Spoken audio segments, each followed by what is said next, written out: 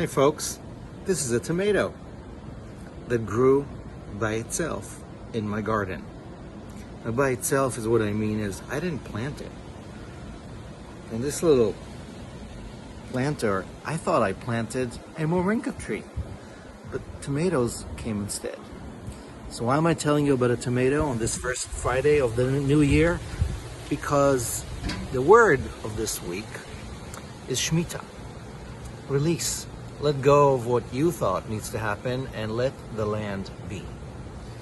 Welcome to Word, weekly passwords to the riddles of our lives. Today we're asking, how can I release some of what I think needs to be, some of my ego, decenter the human towards a better, healthier ecosystem where all species get to coexist. And tomatoes grow because they want to, not because I want to.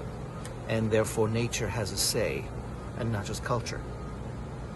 This week, we're almost done with the Torah cycle. The parasha is Vayelech. And right there with all the admonitions and the poetry is the mention that every 7 years is the year of Shmita, the year of release, the year of letting go, which is the year we're in right now. Moses instructed the people that every 7 years on the holiday of Sukkot they are to gather and to remind themselves, ourselves, of where we're from, of who we are, of what are the laws and the legends, and how every 7 years we get to let go. Yield some of our supremacy so that a better system can be reset for all of us to live a better life.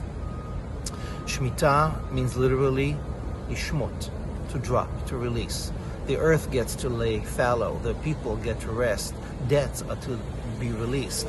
And while Shmita these days is not observed as perhaps it was in the agrarian reality, and the wind is getting excited by being invited to play, we're still figuring out new ways of doing Shmita. Letting go of some of our planning and letting the planning of the planet do its thing. I'm excited for this year of Shmita. We'll be trying a whole bunch of ways to release some of our traditions and inhibitions and ways of control to be more open to what is. What will you release this year? How will we step back from human supremacy and authority, the way we are destroying our planet, to give ourselves and our future generations a chance? A good question to ask on this first Shabbat of the new year. Let's release. Let's Shmita. Thank you for joining me for this week's word, Dismantling Patriarchy, one word at a time. Shabbat Shalom, Shana Tova. I'm going to go eat this tomato.